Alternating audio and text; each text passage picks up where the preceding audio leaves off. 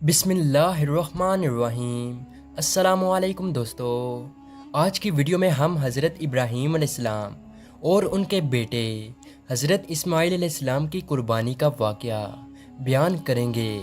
ہزاروں سال پہلے کا واقعہ ہے کہ حضرت ابراہیم علیہ السلام آرام فرما رہے تھے اور ان کو نیند آ گئی۔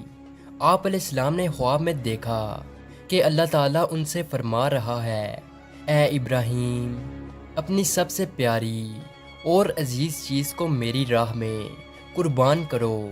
جیسے ہی صبح ہوئی، آپ اٹھے اور سوچنے لگے کہ نبی کا خواب کبھی جھوٹا نہیں ہو سکتا۔ اس وقت آپ کے پاس بہت سے اونٹ موجود تھے۔ آپ نے 100 اونٹوں کی قربانی دی۔ پھر اگلی رات حضرت ابراہیم علیہ السلام آرام فرما رہے تھے۔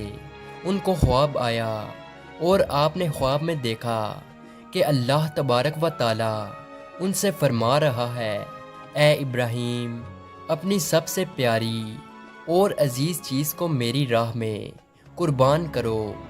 دوسرے دن آپ نے 200 اونٹوں کی قربانی دی اور پھر تیسری رات پھر سوئے۔ رات کو خواب میں غیب سے آواز آئی، اے ابراہیم، اپنی سب سے عزیز اور پیاری چیز کو میری راہ میں قربان کرو۔ جیسے ہی صبح ہوئی تو حضرت ابراہیم علیہ السلام سوچنے لگے کہ سب سے پیاری چیز تو میرا بیٹا اسماعیل ہے۔ آپ سوچنے لگے کہ اللہ تبارک و تعالی یہ دیکھنا تو نہیں چاہتا کہ میں سب سے زیادہ محبت اپنے فرزند سے کرتا ہوں یا اپنے رب سے کرتا ہوں۔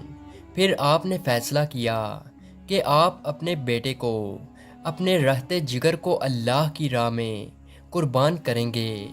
حضرت ابراہیم علیہ السلام اپنی زوجہ حضرت ہاجرہ کے پاس آتے ہیں اور ان سے فرماتے ہیں، اے ہاجرہ، آج اسماعیل علیہ السلام کو تیار کرو، اسے غسل کرواؤ اور خوشبو لگاؤ اور اس کو نئے کپڑے پہناؤ۔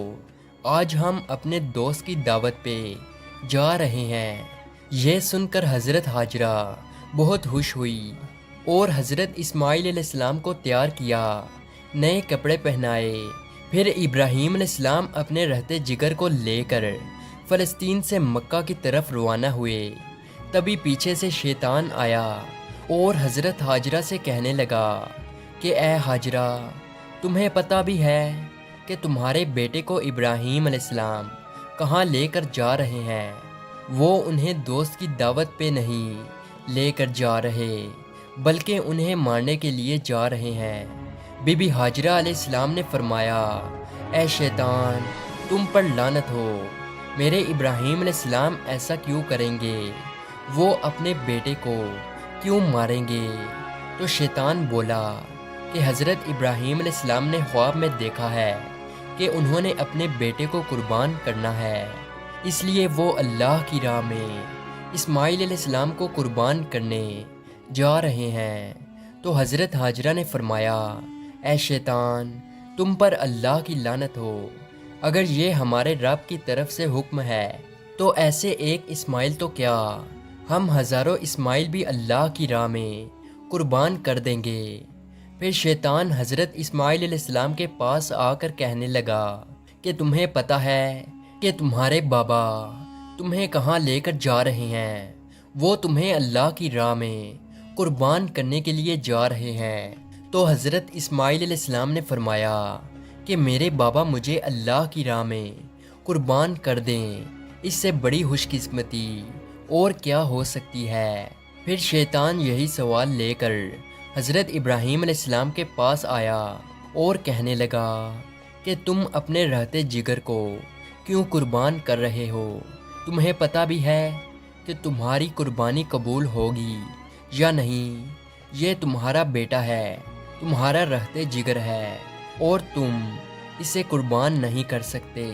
پھر حضرت ابراہیم علیہ السلام نے پتھر اٹھا کر شیطان کو مارا اور اس پر لعنت کی۔